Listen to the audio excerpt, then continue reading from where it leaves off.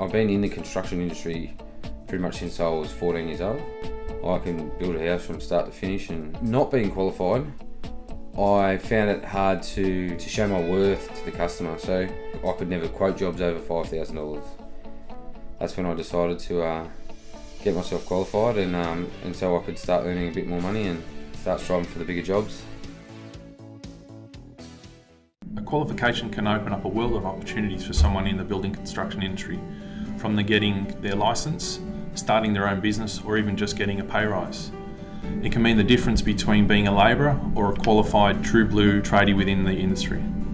But now that I have gotten qualified and done all the stuff I have to do, I can now quote jobs over $5,000 and much more. So my eventual goal is to have a company of 100 people working for me and building houses all over the state, and just creating people's dreams, turning their dreams into reality. So that's